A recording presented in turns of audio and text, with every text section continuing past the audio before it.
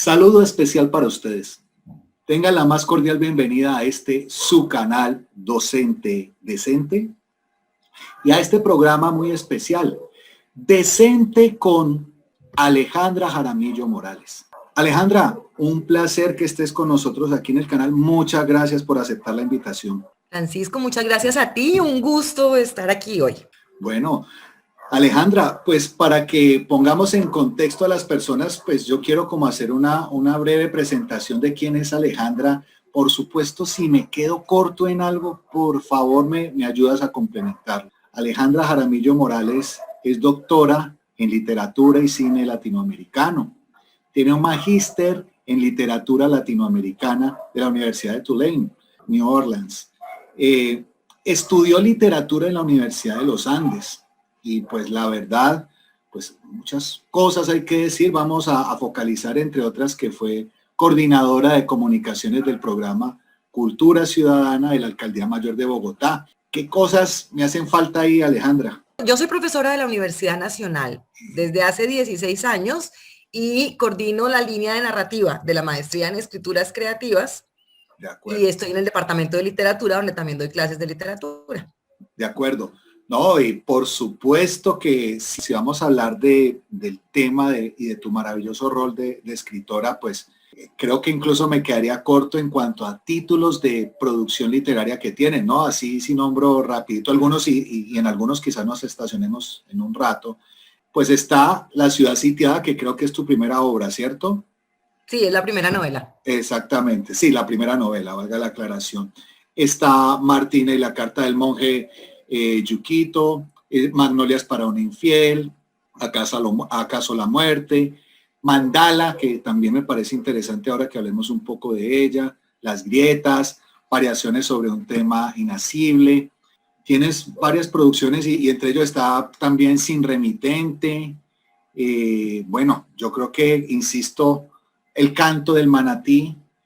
Y bueno, hay toda un recorrido interesante. Pero me interesaría muchísimo, si te parece, que hablemos un poco inicialmente, así de manera breve, de tu infancia, ¿no? Cuéntanos un poco de tu papá, de tu mamá, no sé si tienes hermanos, hermanas, como un poquito ese núcleo familiar en el que creciste. Ok, pues yo soy hija única, crecí siempre bogotana, nací en Bogotá, pues mira, yo soy la primer bogotana de dos familias paisas. La primera de todos que que nace en Bogotá fui yo. Okay. Por un lado es una familia de Armenia, el Jaramillo, y por el lado Morales son caldenses. Okay. Entonces, crecí en Bogotá. Mi papá había sido estudiante de Derecho, había estudiado Derecho en la Universidad Nacional, se gradúa de la Universidad Nacional y por supuesto había conocido procesos educativos muy interesantes. A él le interesaban colegios más alternativos, no le gustaba, digamos, una educación tradicional. Entonces, gracias a eso, yo terminé entrando a estudiar a un colegio al que yo amo muchísimo, que es el Liceo Juan Ramón Jiménez. Y eso pues fue como una marca fundamental para mi vida, porque era estar en un sitio donde estaba encontrándome con personas como hijos de gente que tenían una forma de pensar muy particular y con gente que estaba como siempre en una especie de vanguardia frente a lo político y al conocimiento. Y eso fue muy interesante también para mí, digamos, de niña. Cuando entré a ese colegio fue un golpe al comienzo, pero después fue maravilloso y estuve ahí toda la vida. Alejandra, ¿y ese colegio recorrió todo tu primaria, bachillerato? O sea, hiciste ahí todo tu recorrido formativo de esa época. Qué sí, bien. Yo había entrado a hacer primero kinder y transición en otro colegio donde había estudiado mi mamá, pero mi papá me sacó de ese colegio y me fui para el Juan Ramón. El otro era un colegio de niñas y finalmente pues yo creo que para mi vida fue maravilloso haber entrado a un colegio mixto y a un colegio tan abierto y tan liberal y como de una visión del conocimiento tan interesante como la que tiene el Juan Ramón. Bueno, y allá, Alejandra, fue el momento que de alguna manera tú has explicado en algunos contextos y entrevistas voy a decir la palabra y yo creo que con eso tú te contextualizas y ya me cuentas. El oboe. ¿Qué pasó allí, por Dios? El oboe fue, pues la verdad es que mi sueño mayor de niña era estudiar música. Y todavía yo sigo sintiendo que los artistas, digamos, lo más poético de todo el arte o lo más maravilloso estéticamente la música, ¿no? Me parece que va mucho más allá de lo que puede hacer un escritor o una escritora. Digamos, la música, la poesía y después sí puede venir la narrativa. Entonces, cuando yo estaba en como de 10 años, 9 años, mi papá me llevó para que yo quería estudiar música, entonces me llevó a una academia que en realidad era la Orquesta Juvenil de Colombia. Y nos fuimos un sábado temprano porque él quería que yo viera todos los instrumentos que tenía la orquesta para que yo decidiera qué instrumento quería tocar. Y llegamos muy tempranito y lo primero que yo vi fue una chica que salió de un salón con un instrumento y empezó a tocarlo y me lo mostró y era el oboe. Y luego me pasé toda la mañana viendo todos los instrumentos, pero yo ya había quedado enamorada del oboe. Entonces ahí... Amor a primera vista. La época, amor a primera vista, total. Y ahí entonces yo empiezo a estudiar ahí, en la orquesta juvenil, pero viví una experiencia que fue un poco frustrante porque ellos en esa época hacían que uno tomara clases de fonética y de solfeo y de todo esto mucho tiempo sin poder entrar a instrumento. Y eso, en mi caso, por lo menos, fue pues un error garrafal, porque cuando yo entré a ya estudiar el instrumento ya estaba cansada, estaba muy aburrida. Entonces fue como contraproducente y además ya estaba en una edad en que tenía que pelear contra muchas más cosas, ¿no? Ya era adolescente, ya estaba haciendo también ejercicio y ya tenía que hacer un colegio como más en serio. Y entonces como que ahí fue muy difícil y yo terminé abandonando la música. Pero mira que esa es una cosa que es muy importante porque eso se enlaza con el por qué cuando mis hijos nacen, yo no quería que fueran a un colegio. Y con el papá de ellos decidimos que no y durante muchísimos años no fueron a colegio. Bueno, de hecho Matías, mi hijo, ya está en la universidad, pero él solo estuvo un semestre en colegio aquí en Colombia y un tiempo en colegios virtuales, pero no más. Pero para mí, saber, digamos, con los años yo elaboré que haberme salido de la música había sucedido porque yo sentía que era imposible sostener la vida del colegio y la vida de querer ser música. Yeah. Y que si a mí mi papá me hubiera podido decir, o mi mamá, mire, tranquila, sálgase del colegio, que usted se puede dedicar todo el día a tocar oboe y a estudiar música, yo lo habría hecho. Pero bueno, esa no fue mi realidad y entonces claro, no seguí con el oboe. Y como lo has expresado tú, desafortunadamente la mentalidad de lo del colegio es de carácter obligatorio, es como la obligación social que hay con el tema del colegio, una obligación moral de lo que uno llama formación, tener que estar encajada allí, ¿no? Tú lo has señalado. Sí, por eso para mí después fue tan importante buscar otras opciones. Sí. Primero que no sea obligatorio, digamos, creo que lo más grave que tiene el colegio es ser obligatorio. Si no fuera obligatorio tendría que pensarse mucho, con mucho más cuidado, cómo lograr que los chicos y chicas quieran estar y la interacción sería como más interesante. Pero bueno, por eso pues después el proceso con mis hijos fue diferente. Y Alejandra, ¿y has tenido acercamiento posterior en otra etapa de tu vida o ahora al tema de la música, de pronto al oboe o algo que te haya llevado allí a decir, bueno, esa deuda conmigo misma no va a estar hasta siempre, así que ahora sí? Pues mira que con el oboe no, con el oboe yo tengo mi oboe guardado, es uno de mis objetos favoritos, mi papá murió hace ya casi 10 años y para mí ha sido siempre tener el oboe algo muy importante, pero nunca lo volví a tocar. Digamos que mi continuidad en la música ha sido a través de mis hijos. Mi hijo lo que estudia es música, estudió flauta muchos años, luego se pasó al cuatro y hoy en día está estudiando música a cuatro, está dedicado al cuatro venezolano y yo pues sí vivo maravillada porque el tema de estar cerca de músicos es maravilloso. Ellos estudiaron los dos, mi hija también, ella canta. Han estudiado muchos años en una escuela que se llama Nueva Cultura, al lado de la Universidad Nacional. Y ese lugar ha sido como otro gran hito de mi propia vida, no solo la de mis hijos, sino la mía, porque el proceso de volver a la música, con unos procesos más flexibles, con una actitud pedagógica distinta. O sea, yo he visto cómo estos chicos han crecido en esa relación con la música, no solo mis hijos, sino muchos alrededor. Sí. Y yo sí digo, ay, ojalá a mí me hubiera tocado esto. Pero bueno, finalmente siento que fui escritora porque tenía que serlo y tal vez no iba a hacer música nunca. Claro, yo creo que ese destino también estaba marcado de una u otra manera y a propósito de ello hay algo también la verdad me dejó muy impactado positivamente cuando tú hablas de que quizás en esa época posterior al tema del oboe, así lo entiendo yo, pues, hubo un domingo de esos que no, yo creo que jamás se te va a olvidar en la vida, donde en la mañana recién levantada, pues, decides abrir un libro, Siddhartha, y llega la noche, ¿no? O sea, yo creo que pocas personas han vivido la experiencia de decir, pues más en Colombia, ¿no? De decir que uno se sienta, abre un libro en la mañana y decir que lo saboreó, lo recorrió, que su trasegar dio a la noche y que uno haya leído el libro. Me encantaría que nos cuentes un poco eso, porque creo que eso también fue como un clic y un sano detonante para tantas cosas que después han venido en tu vida. Sí, pues mira, yo crecí en un mundo lleno de libros. Mi papá siempre fue un gran lector y en la casa de mis abuelos, por el lado de mi mamá, todos leían. Y bueno, sobre todo los hombres. Las mujeres también, pero no tenían como la postura ante los libros de hablar con voz propia, digamos, como lo hacían los hombres. Y había una gran biblioteca en la casa de mis abuelos y yo me crié ahí.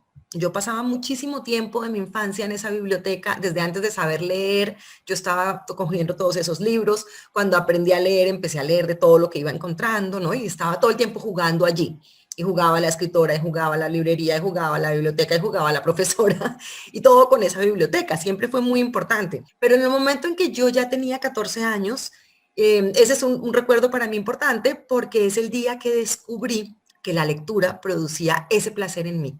Y cuando uno está en una edad como esa, en que se siente tan perdido, descubrir que hay un placer que además solo depende de uno, Sí. es una salvación. Entonces, ese era un momento difícil. Yo me acuerdo, yo ahora escribo sobre adolescentes y yo sé que es tremendo estar en ese momento, ¿no? Y yo me acuerdo de levantarme ese día, tener Siddhartha en las manos, haberme metido en la cama y pasar todo el día mientras el desayuno, leí, el almuerzo, leí, llegó la noche y me había terminado el libro y yo estaba emocionadísima porque había sentido algo que uno no siente mucho, pero que sí siente en la vida y es plenitud. Y cuando uno descubre eso con la lectura, pues ya no hay forma de parar, ¿no? Digamos que es algo, por ejemplo, que a mí no me ha pasado con mis hijos. Ellos no sienten plenitud leyendo. La sienten con la música, con otras cosas que hacen, leyendo no. Yo sí. Y ahí lo supe, que lo que yo iba a hacer tenía que ver con la lectura. Me encanta la palabra, me dejaste pensando mucho cuando hablas de la palabra plenitud y de sentir plenitud en algo. A ver si, es que dijiste otra frase también ahí fantástica. Algo que solo depende de nosotros, fue que dijiste, ¿cierto? O sea, lograr tener un placer que solo dependa de nosotros, porque estamos sujetos a un mundo, pues, material que de alguna manera nos pone ciertas cosas, pero que muchas veces precisamente, pues, no todo está allí como en uno mismo, ¿no? Entonces la lectura quizás es ese dispositivo interesante donde uno mismo puede llegar a un estado como el que nos estabas contando. Sí, yo creo que además es un hecho de libertad. Uno se siente muy libre cuando descubre que tiene placeres de verdad que solo dependen de uno. Y ahí la lectura para mí ha significado siempre eso, que yo puedo saber que el tiempo tiene sentido.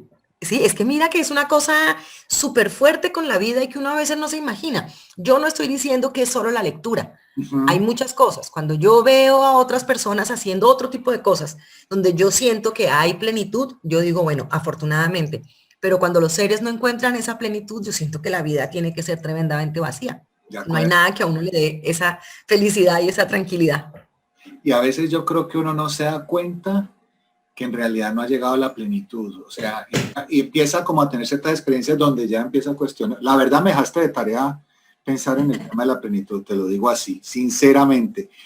Bueno, y supongo yo, no sé, tú me corriges, que esa experiencia de ese domingo inolvidable, además, insisto, poco común pues yo diría, pues tristemente lo voy a decir, que Dios me perdone si me equivoco, pero creo que no creo que sea un ejemplo muy común entre nosotros los colombianos, ¿no? Decir que es que uno se sentó a leer un libro y que se lo pasó todo el día, yo creo que son experiencias privilegiadas. Ese fue el detonante también para empezarte a inquietar en torno ya a la escritura. ¿Ya venías tú desde antes escribiendo y esto catapultó el sentimiento? ¿O cómo fue esa parte como para empezar también a aflorar esa parte de la escritura?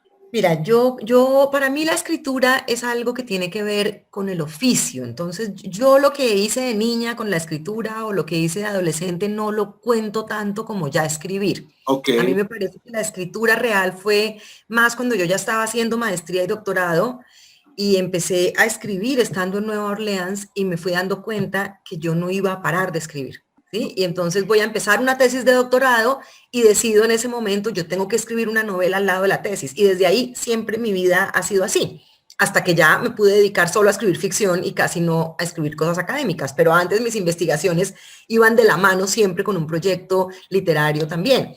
Ahora, de niña, por supuesto, pues yo, como te digo, yo vivía en un mundo de una familia que era de escritores, pues no de escritores, pero que mi abuelo sí escribió poesía, publicó un par de libros de poemas y venían de una tradición donde había una visión muy fuerte de los libros, digamos, para toda la familia en el lado Morales, los libros eran algo central y eran abogados la mayoría y tenían como toda una posición de estadistas y entonces desde ese lugar, por supuesto, escribir era algo fundamental. Por eso te digo, yo a los 6 años antes de escribir, yo ya jugaba a ser escritora qué y yo le bueno. dictaba a mi papá cuentos. Y luego cuando ya empecé a escribir, digamos, de saber escribir, pues escribía cosas. De hecho, uno de mis tíos, Armando Morales, cuando yo cumplí 30 años, me dio un regalo que fue maravilloso porque me llevó un sobre donde había guardado todo lo que yo había escrito desde que estaba de 5 años. Oh, Yo no sé cómo es que él encontró eso, pero él lo fue guardando y lo fue guardando y lo fue guardando toda la vida y me lo devolvió a los 30. Y fíjate que a los 30 yo estaba terminando mi doctorado, pero yo no había empezado a publicar ficción todavía. Digamos que fue un momento muy bello porque al muy poco tiempo iba a empezar yo ese otro camino que ya venía creciendo, pero que todavía no se había establecido. Y yo creo que ese momento fue interesante porque además me di cuenta que había como unas metáforas sobre el mundo, sobre la vida, que estaban desde que estaba chiquita, ¿no? Que hay unas preguntas que a uno lo han tenido ahí, haciéndoselas todo el tiempo y que siempre vuelven. Entonces, la escritura sí era un tema, pero yo creo que que ya como decisión viene es ya siendo más grande, ya claro. terminando doctorado, ya diciendo, bueno, esto es una tarea que yo no puedo soltar. Claro. Y te pregunto, bueno, primero ese regalo que narras de tu tío me parece pues maravilloso, es algo, solo imaginarlo yo creo que pues, eriza la piel. Y me imagino que ese fue un importante insumo para ti, revelador además, ¿no? El reconocerte de nuevo, ¿no? Y ver esas escrituras, esas líneas de tanto tiempo atrás, verlas ahora en otro momento de tu vida, me imagino que fue algo que también te dio mucho peso para lo que escribiste, ¿no? Al menos en ese momento. Sí, claro. Pues, no sé, lo que te digo, lo hermoso fue primero darme cuenta que había alguien que había tenido el cuidado de guardar todo eso, ¿no? Que mi tío hubiera hecho la tarea por tantos años, porque yo estaba cumpliendo 30 y había cosas ahí que eran desde los 5. Imagínate, es que son 25 años y él había ido guardando una historia mía que iba a ser importante después.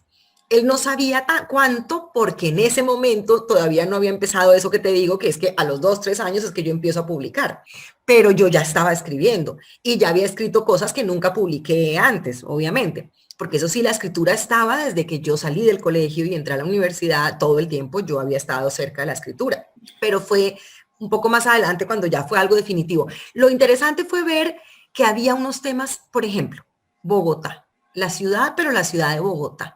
Eso es un tema desde que yo nací. Ujú. Luego entendí que, claro, yo soy hija de 2 familias inmigrantes, me tocaba volverme bogotana. Eso Claro, no lo sabía hace años. Después dije, claro, yo estaba haciendo la tarea de apropiar la ciudad, como los que se van para Estados Unidos o para Alemania, o sí, que sí. cuando nacen allá tienen que apropiarse de ese espacio. A mí me estaba pasando eso. Y era como además un cierre familiar. Yo soy la bogotana. De Entonces, acuerdo. pero está ese tema, o algunos temas del amor, algunas cosas que siempre, siempre se quedaron desde que estaba muy niña, que estaban ahí presentes como reflexiones para siempre. Bueno, Alejandra, y pensando ahora que hiciste el paralelo interesante con la música y en tu opinión, ¿cómo es quizás esa expresión del arte, quizás en su máxima experiencia? ¿Cómo fue la sensación en un primer momento cuando alguna de tus escritos llega a publicarse? Yo lo pongo un poco con el símil de lo que puede ser un músico que tiene una propuesta de alguna canción y que, por ejemplo, pues no le paran bolas las disqueras ni las productoras, hasta que alguien le dice, venga, para acá, ese tema me interesa, vamos con eso y lo vamos a poner en tal disquera. Yo creo que el sentimiento, la emoción de ese artista, de ese cantante, pues es magnífico, ¿no? ¿Cuál fue como ese primer documento tuyo, ese escrito que llegó a ese nivel de publicación y para ti fue decir, hombre, vea lo que estoy haciendo, ¿no? Mire lo que me está pasando. En fin, ¿cuál puede haber sido ese? A ver, mira, yo había terminado La ciudad sitiada y la había mandado a algunas editoriales y no me habían contestado todavía. Y un día me llamaron de una editorial de Planeta, me llama una persona de la editorial y me dice, mire, la estoy llamando, yo sé que usted tiene un manuscrito acá, nosotros no estamos ahorita dispuestos a publicar novela, pero queremos que nos mande un cuento para una antología de libros de relatos eróticos. Y por supuesto, pues yo había escrito muchísimo de eso, lo he escrito siempre mucho sobre el tema erótico, entonces yo mandé un cuento, pero fue un momento muy interesante porque yo siento que en mi vida la relación con la escritura ha sido un reto unido a la humildad. Digamos, para mí está asignada la escritura con la humildad. Ajá. ¿Por qué? ¿Qué me pasó? El momento en que a mí me llamaron a pedirme ese cuento, ponle que era el 15 de marzo. Yo tenía 9 meses de embarazo. Entregué el cuento. A las 2 semanas, cuando me vuelven a llamar, yo estaba en el hospital con mi hijo. Él había nacido en la casa porque mis hijos nacieron en la casa, pero a los 3 días tuve que llevarlo porque le dio ictericia. Entonces yo lo tenía al chiquitín hospitalizado, estaba metida ahí en el hospital con él todo el tiempo y resulta que me llaman de Planeta a decirme que ellos querían publicar el cuento en la antología, que les había gustado muchísimo y que necesitaban una foto mía, necesitaban no sé qué cosas. Y yo tenía una sensación de, qué bueno que esto esté pasando, pero había algo que estaba por encima, que era mi hijo. Era como que la vida me decía, sí, esto puede pasar, es muy emocionante, pero no es lo único, no puede ser la única emoción. Entonces en ese momento como que tuve que sopesar esa relación emocional mía, porque yo me imagino que me pasa unos años antes y habría sido como la cosa más fuerte, y en ese instante había otras prioridades. Y creo que eso ha sido importante para mí siempre, porque yo no puedo, o sea, yo creo que la vida no puede ser solo la escritura, porque la escritura, que es lo que más me gusta, por supuesto, hacer en la vida, sí. La escritura también es algo que puede acabarse un día. La escritura es algo que está, pero que no te permite vivir de eso constantemente. Puede que uno llegue el día en que ya los libros le producen más, pero mientras llegas hasta allá, pues no. Y hay que hacer otras cosas. Entonces, y yo trato de buscar el menor nivel de frustración. Entonces, sentirme horrible porque no vivo de los libros, cuando uno se va a demorar tantos años en poder más o menos ganar algo con los libros, pues habría sido una equivocación. Y en ese instante, mi sensación fue calma. Esto va despacio, la novela llegará después, poco a poco irá todo y no hay que afanarse y lo importante es hacer una vida más como a la medida de lo que uno quiere. Entonces yo estaba en ese momento entregándome algo que ha sido una de mis cosas más importantes y que voy a cumplir 18 años de esa tarea, que es estar con mis hijos. Y estaba además al año y medio entrando a trabajar en la Universidad Nacional, pues que es el lugar que más amo en la vida, sí. y estaba logrando, digamos, como establecer unos elementos que estaban alrededor de la escritura, pero que me permitían asumir mi relación con eso muy tranquilamente y sabiendo que iba a ser un trabajo lento, que no era como, mañana me vuelvo aquí la escritora. No, esto es un trabajo de escribir y seguir escribiendo, no más.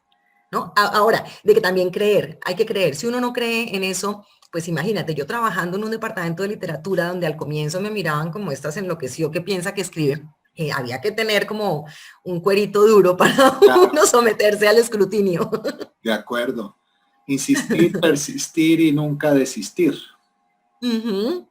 Claro que sí. Ahora que hablas que, bueno, que de la escritura no se podía vivir siempre o que habrá momentos en que no, en fin, de todas maneras tú logras encajar algo tan maravilloso como la docencia para de alguna manera tener también un trabajo bueno, con una remuneración, imagino, pues positiva. Y esto logra armonizar también el tema de la literatura, ¿no? Me imagino tú estar en el mundo de la academia y de la universidad, y una universidad como la Nacional, me imagino, pues, ha sido también como el poder armonizar esos dos mundos, ¿de acuerdo? Mira, Francisco, lo que pasa es que, la verdad, yo soy una persona de mucha suerte. Cuando yo llegué a la Universidad Nacional, había un profesor, Asriel Bibliovich, que llevaba años luchando por fundar la maestría en escrituras creativas en la Universidad Nacional. Y este hombre, de manera quijotesca realmente, logra por fin, en el 2007, fundar esa maestría. Yo llevo 2 años en la universidad y un profesor mío del doctorado en Estados Unidos le habló a él de mí y le dijo que yo podía ser como alguien que le podía ayudar en la maestría. Entonces él me busca y yo empiezo a trabajar en la maestría desde el primer semestre que empieza la maestría. Ajá.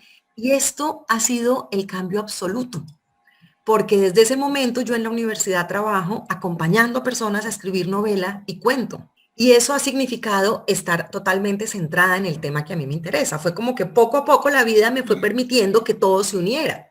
Entonces, no solo se dio que empezaron las publicaciones y además, pues, al comienzo uno siente que es difícil, que uno va a sacar el primer libro, que, uy, no, la gente no le va a gustar, y bueno, yo sé que puede que no les guste, pero es poco a poco y uno va con otro, y la legitimidad va llegando de muchos lados, pero empieza por uno. Yo sí estoy convencida que si uno no se siente que es legítimo hacerlo de uno, pues no hay cómo hacerlo tampoco, pero viene de otros lados y eso se iba dando, pero al mismo tiempo se iba dando la posibilidad de trabajar en estas áreas, que yo creo que a mí sí me cambiaron la vida y me pusieron en un mundo maravilloso. Yo por eso no dejo la Universidad Nacional, porque yo hago lo que yo soñé y sueño siempre hacer.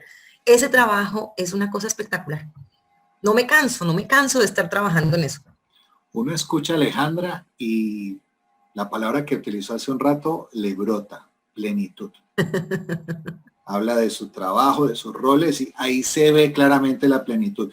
En lo único que yo, opinión personal, discrepo que acabaste de mencionar de tu propia vida fue la palabra suerte. ¿Sabes qué creo yo? Que eso es, uno poco a poco va labrando su destino. Charles Reed tuvo una frase muy bonita que es algo así como, siembra un acto y cosecharás un hábito. Siembra un hábito y cosecharás un carácter. Siembra un carácter y cosecharás un destino. Uh-huh. Y yo creo que ese ha sido tu recorrido, ¿no? Yo creo que suerte, a uno debe desearle suerte. Uno a propósito a veces utiliza esa palabra mucho y de maneras inapropiadas, ¿no? Entonces, yo creo que suerte le deben desear a uno, o uno desear cuando alguien va a jugar la lotería, le metió plata para el baloto, fue un bingo, compró una boleta de una rifa. Suerte, sí, porque es que necesitamos ver si el azar nos lleva a eso, ¿no?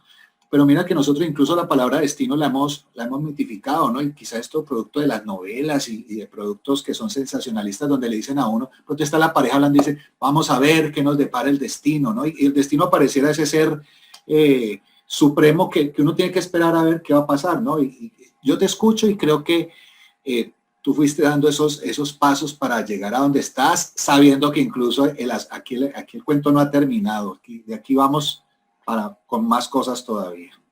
Sí, pero ten en cuenta que las coordenadas de la vida de uno dependen también de los otros. Sí, por eso te digo que la humildad en eso es importante. De acuerdo. O sea, yo por eso siempre tengo que mencionar, cuando yo pienso en eso, digo, si no hubiera estado Asriel Bibliovich trabajando tantos años en crear esa maestría, pues yo llego y no sé si habría llegado el día en que a mí sí me hubiera ocurrido hacer eso, sí, pero sí, la vida nos juntó, ¿sí? Si no hubieran pasado muchas cosas, la cantidad de azares que uno empieza a ver, que la vida le estaba poniendo desde antes y que uno está, sí, tú tienes razón, yo me estaba labrando un camino, pero en ese camino ha habido cosas que vienen también de afuera. De acuerdo. Y que en ese afuera se dan los encuentros, ¿no? Totalmente válido lo que estás diciendo. Hay unos entretejidos que uno a veces ni se da cuenta que están, ¿no? Y que simplemente se resaltan y uno los puede aprovechar. Totalmente válido. Bueno, si hablamos de tu producción, pues hay demasiado, por Dios. Entonces, yo voy a coger por lo menos dos que me parece que sería importantísimo que aquí quede en la entrevista como registro de tu propia perspectiva, al menos de dos títulos que en lo que pude revisar me parece que son propuestas maravillosas, ¿no? El canto del manatí, me gustaría que arranquemos por allí, luego que hablemos también de Mandala.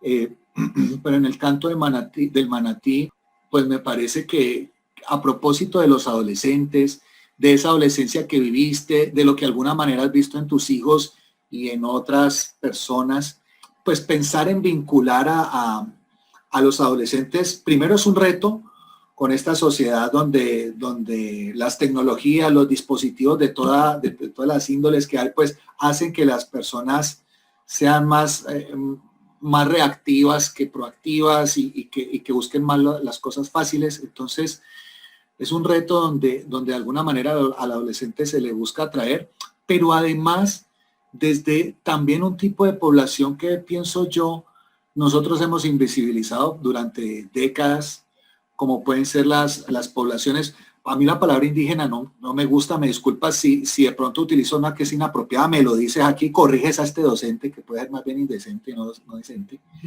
Pero a mí me gusta hablar como más de las comunidades nativas, aborígenes que han estado aquí, cómo han estado invisibilizadas, pero gracias a textos como el tuyo, tienen una relevancia, una atracción para los jóvenes, además en armonía con la naturaleza que también hemos olvidado y que quizás los jóvenes ahora están teniendo una posición, yo diría, esperanzadora hacia el tema. Entonces cuéntanos un poco de esta obra y de lo que tú sientes, esa concepción que tuviste y lo que crees hasta ahora has logrado con ella.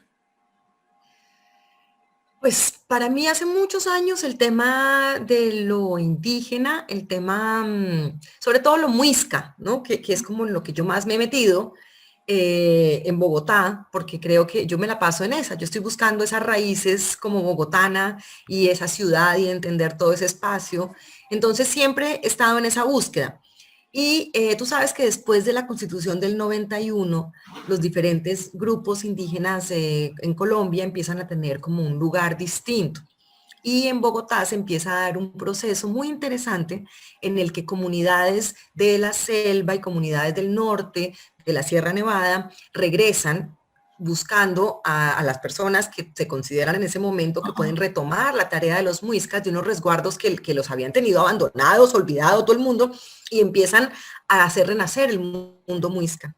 Y esto es una cosa espectacular, o sea, el proceso de que estos grandes abuelos, mamos, tienen como guardada la memoria de lo muisca y vienen a entregársela también, o sea, como a volver a hacer nacer eso que estaba silenciado y no se había acabado. O sea, nos habían dicho que estaba acabado, pero no estaba acabado. Entonces, en ese proceso hay un punto en que yo empiezo a ir a algunas reuniones y como acercarme a la Maloca en el Jardín Botánico en Bogotá y bueno, ahí me fui metiendo en algunas de estas cosas y esto ha derivado en muchas cosas ya en mi escritura. Mandala está llena de esas cosas. Ahora acabo de terminar una novela que precisamente es una investigación sobre el principio del siglo XVII, donde trabajo muchísimo lo muisca. Y entonces ahí surgió, pero eso sí tenía que ver también con que yo, como estaba cerca de todo ese proceso, de hecho hay un abuelo muisca que se llama Tiguanica Súa, Sí. y cuando yo me conocí con él me dijo, pero usted ha escrito muchos libros, ¿por qué no me ayuda que yo tengo mucho escrito y no he podido hacer un libro? Y yo le dije, claro que sí, abuelo, por supuesto. Y yo estuve durante 2 años siendo la escribana de él. Que ahí es donde te vuelvo a decir, a mí me interesa la humildad. Entonces yo me senté a ser su escribana y lo acompañaba a muchos lugares, a ceremonias donde yo estaba sentada a un ladito tomando nota. No era la escritora, era la escribana, era otra cosa. Sí. Y ese proceso, pues claro, a mí me trajo un montón de aprendizajes que yo después he tenido que ir construyendo. Entonces, mientras tanto, yo le contaba a mis hijos historias que surgían de todo eso que yo estaba oyendo. Y ahí surgió esta historia porque yo estaba dando un paso muy importante literariamente y es que me había aburrido de que yo solo escribía sobre el amor. Yo estaba escribiendo demasiado del amor y yo quería saltar a la amistad, a otros afectos, pero la amistad era como un paso que yo quería dar porque tenía que ver con cosas que venían en lo que yo iba a hacer con mis libros. Entonces, eso fue algo de lo que marcó El canto del manatí, porque yo empiezo, la novela tiene que ver con 2 chicos, hermanos gemelos, que se enamoran de la misma chica, pero la solución final de la cosa tiene que ver con la amistad y no con el amor. y que yo siento que era como esa salida que para mí era importante, irme yendo a buscar otros terrenos, sin dejar el amor de lado. Yo no es que lo vaya a dejar de lado, Claro. pero sí quería explorar otra forma de relación. Y ahí entonces pude explorarlo. Y fue muy lindo porque yo se los había contado oralmente a mis hijos durante varios años. Y en un momento dije, bueno, creo que estoy lista, puedo escribirlo. Estaba en un sabático y me senté. Y me senté a escribir el canto del manatí. Y la verdad es que las imágenes que salían para mí fueron muy impresionantes, sobre todo porque yo me daba cuenta que ese mundo era tan fuerte que me exigía formas de narrar que yo no había conocido antes. Ujú. Y, por ejemplo, hay unas escenas que yo necesitaba unas simultaneidades que la verdad yo quedé muy contenta de haber logrado hacerlo, ¿no? De haber logrado eso que yo necesitaba como de una mujer que está viendo a otros viajar en un tiempo que está en el pasado, pero que se ve como si estuviera en el presente y todo a la vez sucediendo de los dos lados, por ejemplo, cosas así que para mí tenían que ver con una forma de comprensión del mundo y de una cosmovisión que era diferente, que tenía que ver con el mundo de lo indígena, o como tú dices, ¿cómo es que tú lo llamas? No es aborigen, Yo sino dije nativo. nativos. Nativos, sí, los hermanos mayores nuestros, diría yo. Sí, de acuerdo. Y me imagino Sí. que esa revisión te ha llevado a también ver tu propia tierra, tu ciudad de origen, con ojos que no, con ojos que no fácilmente lo ven otras personas, ¿no? O sea, yo creo que nos cuesta mucho esa conciencia de nuestras raíces y demás, y que de alguna manera, pues, tú logras esa visión particular. ¿Qué hacer para que esto se colectivice un poco más? ¿Cómo hacemos para que de alguna manera haya mayor conciencia de esos ejes raizales que olvidamos o que ni nos percatamos de ellos? Yo, digamos, como escritora, lo único que yo te puedo decir es, hay que escribir sobre eso. Ujú. Y a los que nos guste y queramos hacerlo, tenemos que escribir, porque escribir sobre algo es sumarle una capa al mundo. Y cuando uno Ok, suma esa capa, eso empieza como a resonar, es como si fueran tambores. Yo siento que cada novela es un tambor que queda latiendo en alguna parte, ¿no? Y eso es que el tema esté. Entonces, mira que tú hoy, por ejemplo, te sientas y miras los textos y lo que te interesó fue eso. ¿Sí? Podría ser un lector distinto y no te claro, interesara, pero a ti te interesó. Porque ¿qué claro, están haciendo tanto Mandala como el canto del manatí? Son unos tambores que están sonando, siempre. Siempre, eso no para. Es como, claro que como que sí. uno puede hacer así y ahí los siente. Entonces, está.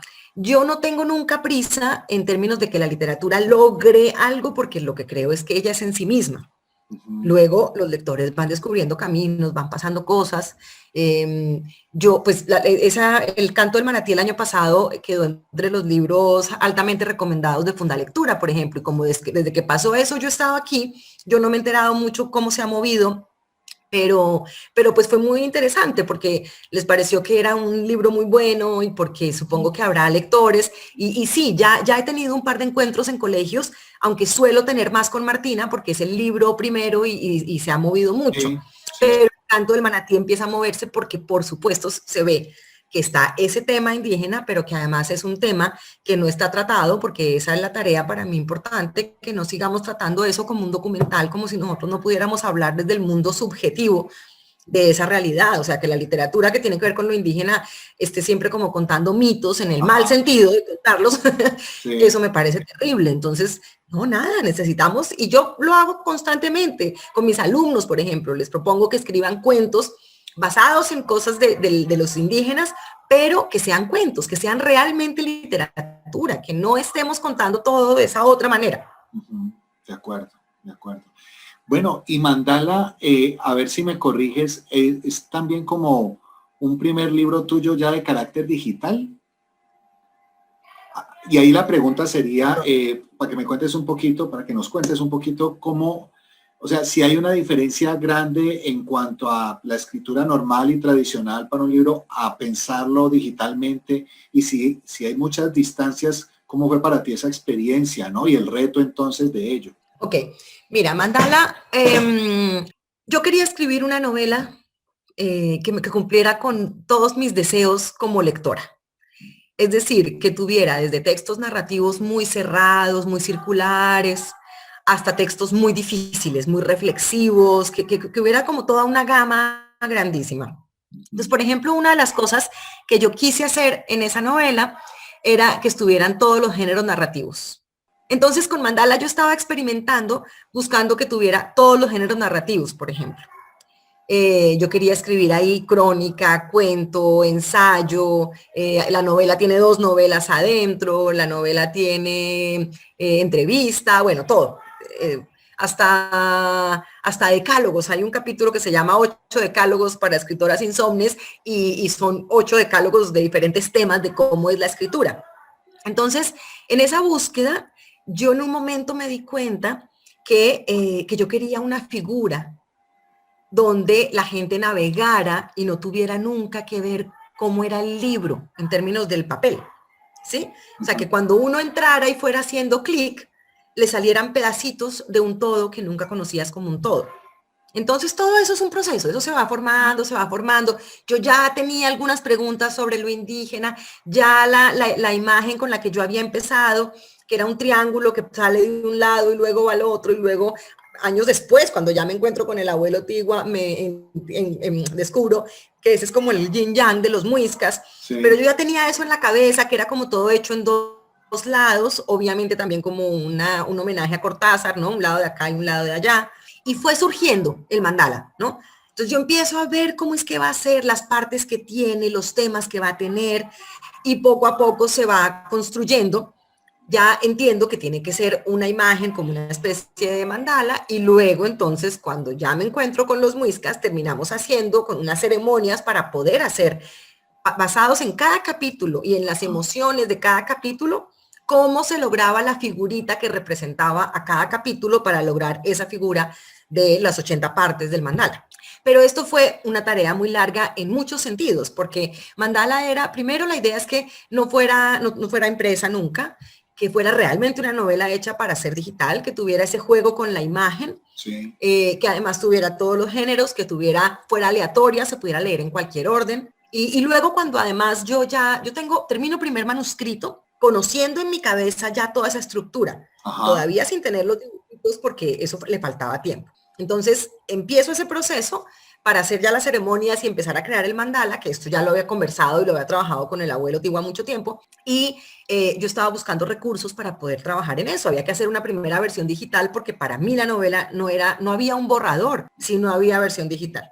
Bueno, eso fue complicadísimo porque en los que yo les pedía plata, como a la universidad, pensaban que eso ya era una publicación y yo explicaba que no, hasta que un abogado me dijo, no, usted no lo haga con la universidad, usted simplemente haga la cosa sola, consígase la plata. Y me tocó a mí hacer un préstamo como el que tú me contabas ahora de tu viaje a Alemania. Sí. A mí me tocó hacer préstamo y me conseguí unos artistas plásticos que trabajaron conmigo, un chico y una chica, y ellos hicieron conmigo el proceso de volver todo esto imagen, y con el abuelo Tigua hacíamos las ceremonias y todo para encontrar cuáles eran las imágenes, pero ellos luego hacen todo el arte de eso y todo el primer montaje. Y años después yo se lo presento a un editor, Ricardo Alonso, que en paz descanse, y él quedó fascinado. Yo apenas le mostré esa primera versión que yo tenía, que era súper boba, era un flash ahí muy obsoleto, pero él vio eso y él quedó encantado y le gustaba muchísimo que fuera una novela que de verdad había sido hecha para ser virtual, o sea, que para ser digital, que no era una novela que se publicó y ahora la queremos volver, sino que era así. Entonces ya empezamos el proceso de buscar recursos en serio y nos ganamos varias cosas y así pudimos publicar la novela. Entonces ya el trabajo con otros programadores y con gente que empezó también a dar ideas y a ver cómo quedaba pues ya montado eso en la red fue muy interesante. Y me gusta porque además se vuelve una novela con trabajo colectivo. Digamos, el texto obviamente todo lo hice yo, toda la idea yo ya la tenía, pero hay un montón de cosas que fueron surgiendo en el camino con ellos, con las personas que nos... Por ejemplo, para darte un ejemplito, ellos en un momento nos dicen, me preguntaban, ¿cómo funciona lo aleatorio para ti? Entonces yo les decía, bueno, pues que la gente puede hacer clic donde quiera o tiene 27 recorridos posibles que yo les sugiero. Entonces me decían, pero ¿no te parece que sería bueno que el sistema mismo creara otra forma de aleatoriedad? Y entonces yo, ¿cómo así? Me decían, podemos poner que en cada capítulo, en vez de seguir un camino en el que van o de hacer clic, los pierde. Entonces, a mí me pareció buenísimo y creamos un botoncito que se llama perderse. Entonces, abajo de cada capítulo dice continuar por donde vas o perderse. Y perderse es que también el mismo sistema manda donde quiera. Entonces, todo este tipo de cosas que iban pasando en esa conversación y que todas estas personas con las que estábamos trabajando fueron ayudando, la producción hicimos una pieza de colección con el mandala para colorear y con el mandala para armar también y con algunos textos, y todo eso es un trabajo que es de muchas personas y que fue bellísimo hacer con todas estas personas, ¿no? Como que es una construcción donde uno ve que un texto literario que tomó años escribir, pero que tiene la necesidad de conversar con otros seres que pueden ponerlo y volverlo material para los lectores. Bueno, y Alejandra, todo este proceso que nos has contado, que de hecho, yo te digo, el solo proceso ya es una aventura, más allá de la propia novela y su dinámica tan interactiva. ¿Cuánto duró más o menos todo ese proceso en tiempo? Mira, yo empecé a pensar mandala en el 2006, cuando nació mi hija. Uh-huh. Acababa de terminar ¿Acaso la muerte? Y ahí empecé a pensar mandala. El primer borrador de mandala estuvo en el 2013. Es decir, el momento en que sacamos el borrador digital fue en 2013 y la novela salió publicada en el 2017. Increíble, increíble. Entonces, sí, son muchos años y muchos procesos. Llevarlo, por ejemplo, a derechos de autor, nadie entendía eso qué era, pues era imposible. ¿Cómo así que es una novela pero que es digital y que nunca está en el papel y que... No, fue divertidísimo porque realmente era una novela que se jugaba una medialidad muy distinta. Claro, total. A propósito de lo que estás mencionando, quiero hacerte una pregunta a ti que créeme que para mí será muy valiosa tu respuesta. Yo he podido leer fuentes donde dicen que hay todo un debate en cuanto a lo que es la lectura de un texto físico a lo que puede ser la lectura de un libro digital, ¿no? Y entonces uno encuentra pros y contras y debates. Se habla mucho de que la experiencia con el libro físico te da muchos recursos mentales, cognitivos, que no te da el libro digital, el hecho de sentir el peso del libro. El libro tiene un olfato, o sea, hay un olor del libro, hay todas unas experiencias sensoriales, el pasar las páginas, en fin, el saber cómo el grosor va disminuyendo a medida que tú vas avanzando. Bueno, en fin, hay muchas cosas que desde lo digital no se dan. Ahora desde lo digital habrán otro tipo de experiencias. Ahí la pregunta en esencia ¿es más significativo el libro físico o los dos tienen ganancias? ¿Cómo lo ves tú? Pues a mí me fascina tener un libro en las manos, por supuesto, pero también leo digital. Esta Navidad me regalaron mis hijos un Kindle y estoy toda feliz porque yo estaba leyendo en el celular, entonces era una cosa así chiquitica y ahora por lo menos se me agrandó un poco la pantalla. Yo puedo leer de cualquier manera y puedo leer en cualquier parte además. Entonces eso no me es difícil. Yo creo que la cuestión no está en cuál es mejor ni en cuál produce una lectura más adecuada. La cuestión está en que nosotros somos seres metidos en un mundo digital. Entonces, ¿qué tenemos? Tenemos libros, evidentemente. Y uno puede ir a una librería. Mira, yo me acuerdo en el año 2005, creo que fue, bueno, más o menos, hubo un evento en Cartagena en el que vinieron expertos de muchos lugares del mundo a hablar sobre el libro digital. Porque, y me acuerdo que un editor tuvo que ser mucho después, es como 2010, porque este editor ya me había publicado a mí un libro en ese momento en Argentina, y Octavio Culés, que es el editor, él vino y iba para el evento, entonces paró y nos tomamos un café en Bogotá y él me explicaba que era clarísimo que en 2-3 años las librerías solo iban a vender usados, que el libro nuevo iba a desaparecer. Él fue al evento, volvió, han pasado años y creo que evidentemente nos hemos dado cuenta que no era cierto. El libro no va a desaparecer, el libro es una de las formas en las que uno puede leer. Lo que pasa es que se ampliaron las formas de leer y eso no le viene mal a nadie. Yo creo, pues hay muchas maneras de leer, la vida tiene otras cosas más. Y además, el tema es que lo digital nos permite unas aproximaciones que son diferentes. Entonces, por eso puede surgir la idea de que alguien, como fue en mi caso, se le ocurriera que un libro que es un mamotreto, nadie lo sienta mamotreto. De acuerdo. ¿Sí? Un libro que es un mamotreto, la gente lo pueda leer miles de veces al revés porque no tiene orden. ¿Sí? Bueno. Si yo te pongo eso en papel, no funciona. Yo me lo imaginaba, claro. Yo decía, será como una cajita y cada capítulo cosido aparte y lo pueden tirar así. No sirve. Sí, no funcionaba. En cambio, ahí sí, porque lo digital da esa libertad. Entonces, los lectores, ¿qué me dicen? Hay gente que me dice, es un libro delicioso porque es un libro con el que nunca me siento culposo. ¿Sí? Nunca estoy pensando cuánto me falta. Yo estoy, además, porque y esto también lo sugirieron los productores, tiene un botón, tú tienes un tablero lector donde se va viendo todo lo que estás leyendo y vas ganando todos los mandalas, pero en cualquier minuto puedes decir borrar todo y tu lectura desaparece y vuelves a empezar. ¿Sí? Entonces, es una lectura que tiene otra característica, Claro. es como una suerte de libertad y de estarte moviendo y de juego. Entonces, lo que yo creo es que esas nuevas maneras de leer lo que nos da es posibilidades para la creación, para pensarnos otras formas de crear y de conversar con un lector o una lectora. Y que no necesitamos quedarnos en la postura nostálgica de, pero es que el libro y el olor, y sí, Sí. el libro es muy chévere, pero hay otras cosas más, se puede crecer en otros caminos, digamos. Muy interesante y te agradezco además porque era una inquietud personal que tenía, ¿sabes? Me abres el espectro para comprender ese punto. Así que muchas gracias, Alejandra. Bueno, vamos a ir terminando, pero pues primero, en relación a tus obras habría mucho más que decir. Quiero dejar ahí también como el puntico de, por ejemplo, cómo me parece que de manera muy interesante tú hablas también de la mujer como tal, de ponerla tan humana como es el hombre y en cuanto a ciertos marcos que al hombre se le da una permisividad, diría yo, que no se le da a la mujer y hablar del tema de la infidelidad y bueno, de muchas cosas que, insisto, tienen otro tipo de estigma dependiendo del rol que uno esté abordando, ¿no? Entonces, pues el tema de la mujer creo que es muy interesante y por supuesto en Magnolias para un infiel. Magnolias para una infiel. Magnolias para una infiel, pues me parece que ahí hay uno de tantos elementos con los cuales podríamos hablar de ello. Hay mucho, hay mucho.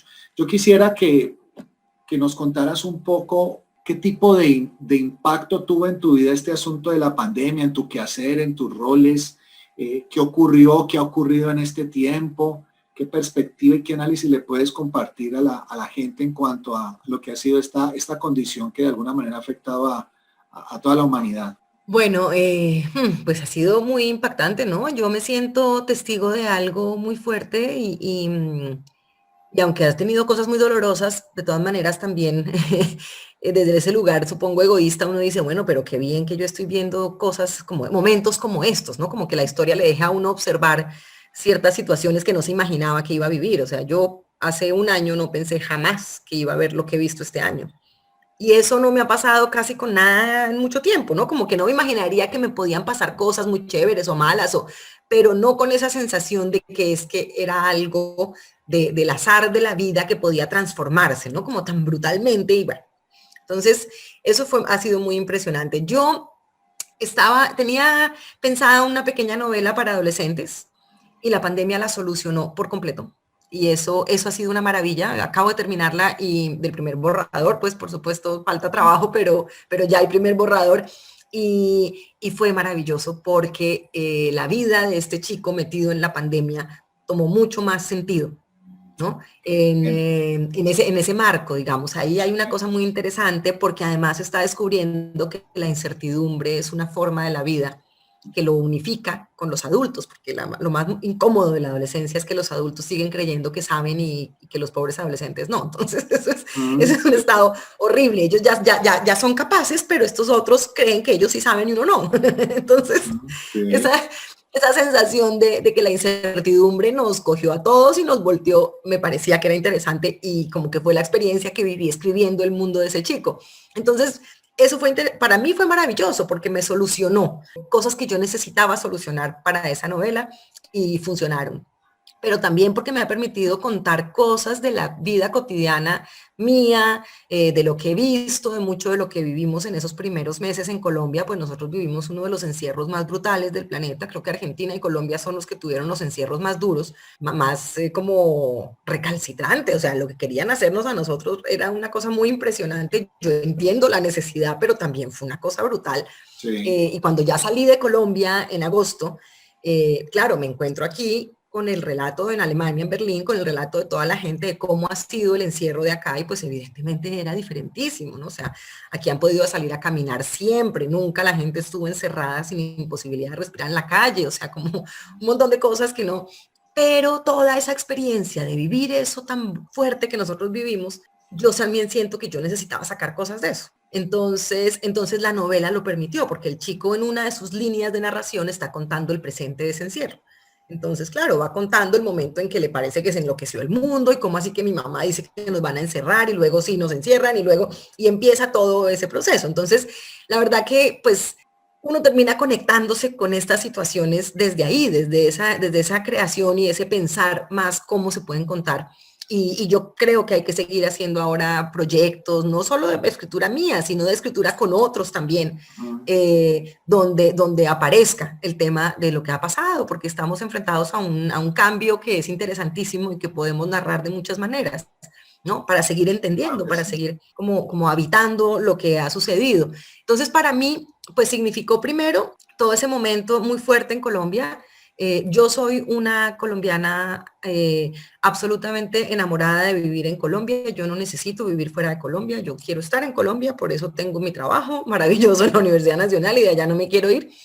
Pero yo tengo mi esposo aquí en Berlín. Entonces, cuando estábamos en medio de encierro más fuerte, la posibilidad de que él viajara a Colombia la empezamos a ver demasiado remota. Y sí había algunos vuelos humanitarios que venían a Alemania y como yo iba a tener que dar todo el semestre virtual, pues empezamos a pensar en la posibilidad de que yo me viniera porque tenía residencia y mis hijos también y podíamos venirnos. Entonces, por eso fue que terminamos viniéndonos, pero ha sido interesantísimo porque yo he vivido en hora colombiana. O sea, yo entro a clase, por ejemplo, con mis alumnos. Para mí son las 2 de la tarde, para ellos las 8 de la mañana, pero yo estoy clarísima a qué horas estoy.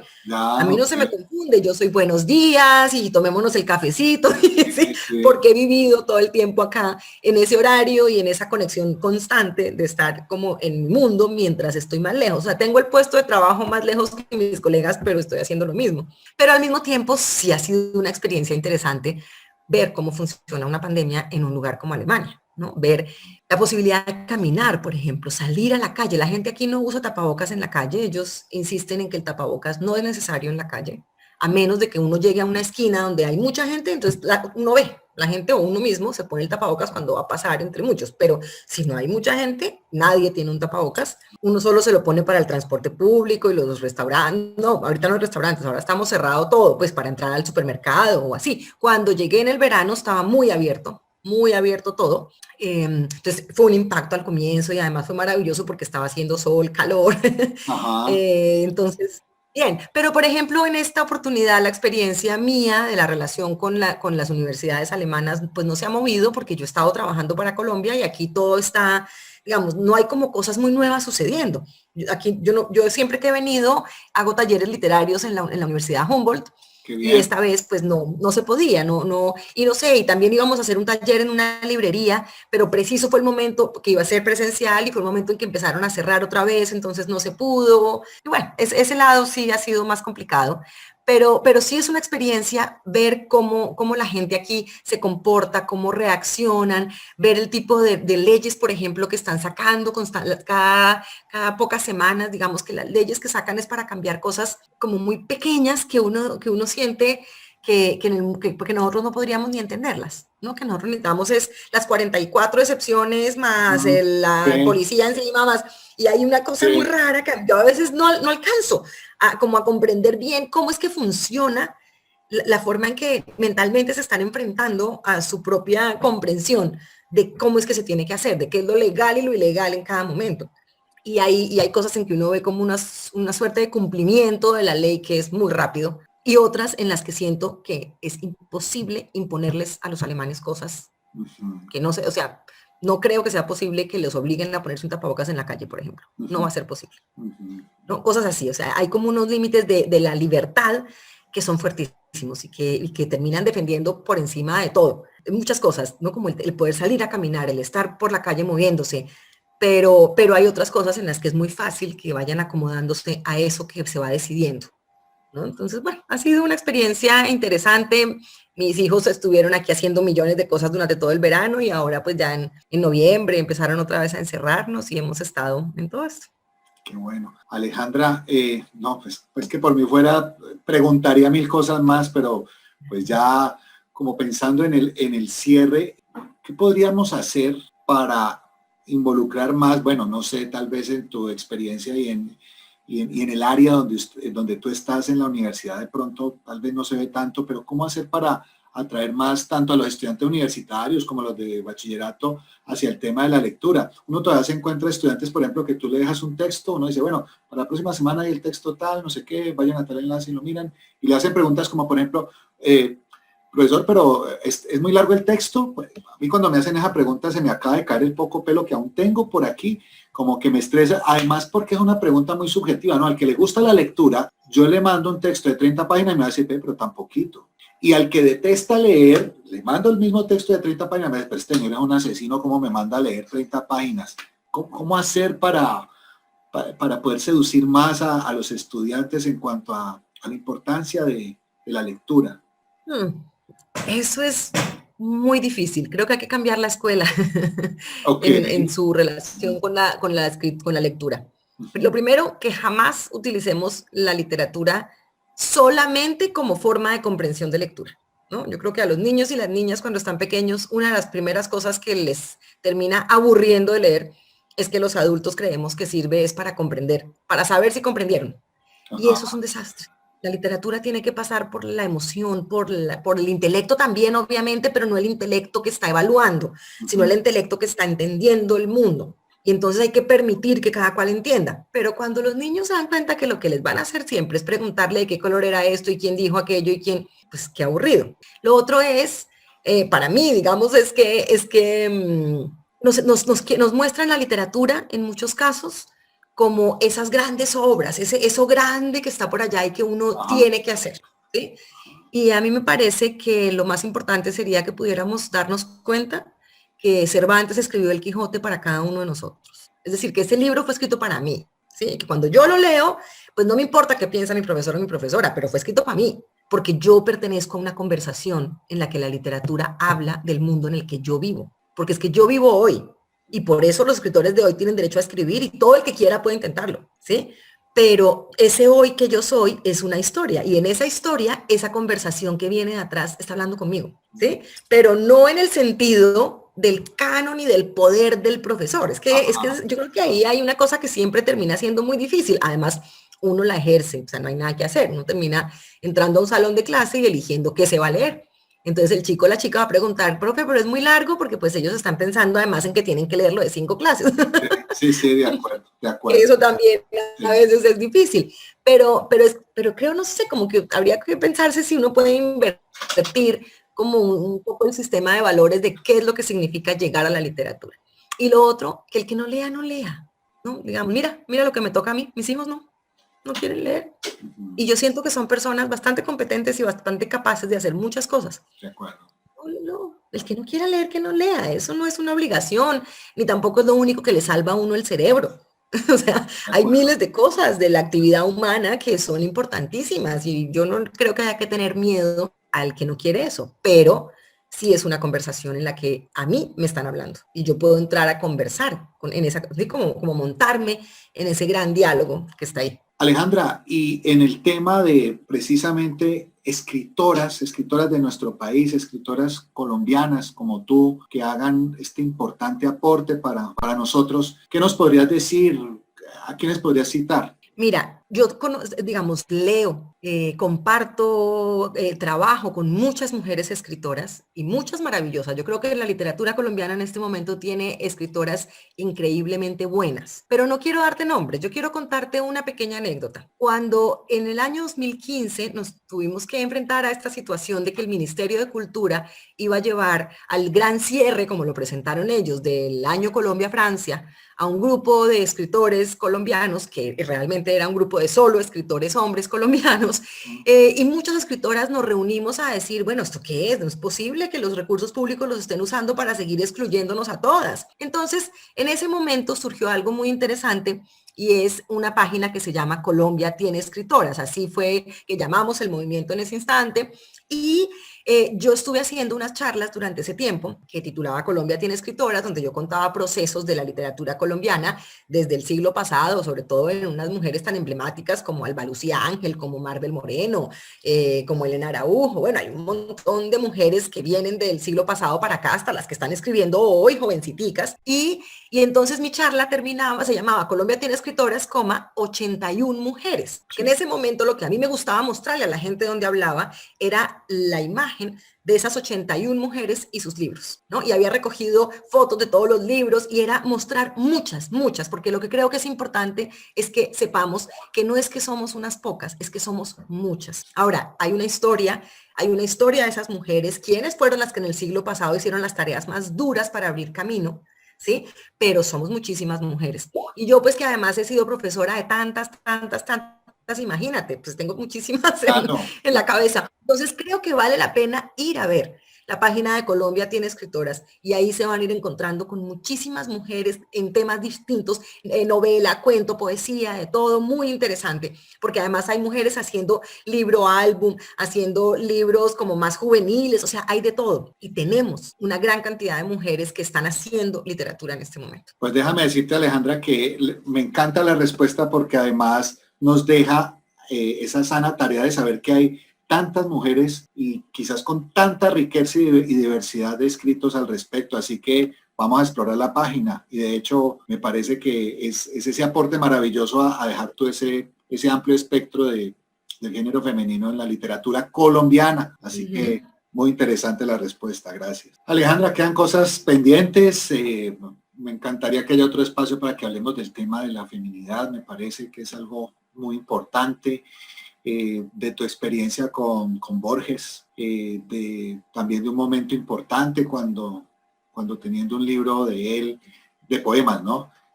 También hay como un momento interesante de oposición a propósito del tema del colegio, como de asumir una postura, de decir, bueno, no esto es lo que yo quiero leer, en fin, hay otra experiencia mágica que espero la podamos ver en otro momento.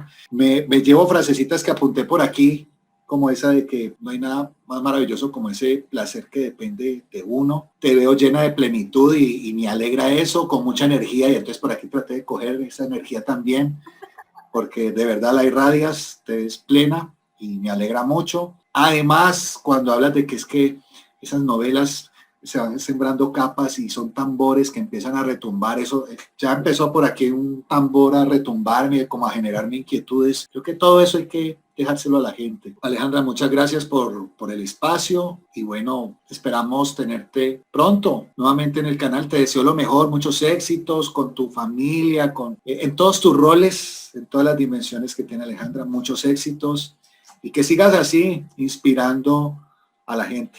Muchas gracias. Gracias, Francisco, gracias por esta conversación maravillosa, porque al principio yo pensé que con la biografía que tenías como que no sabías mucho de las cosas y resulta que no, que al contrario, sabías era demasiado. Creo que sabes que me lo de dio la miedo escritura para decirlo un poquito después. Me daba miedo que me pusieras a hablar de cultura ciudadana, que no me dan muchas ganas.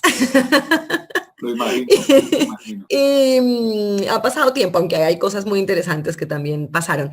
Y no, gracias y espero que la experiencia con todos tus estudiantes pues pueda servir, que las entrevistas que estás haciendo, que me parece que es un trabajo fascinante, conversar con diferentes personas y estar como en esta búsqueda de oír a los otros, pues pueda resultar bien importante para tu conversación con tus alumnos y alumnas y para ti mismo, porque creo que es una maravilla alguien que quiere escudriñar en la vida del otro con generosidad y con tanto cuidado. Muchas gracias a ti. No. Un placer, Alejandra, y bueno, nos vemos pronto. Claro Nos despedimos sí. Con todos nuestros queridos suscriptores. No se olviden de estar con el canal y nos vemos muy pronto. Chao.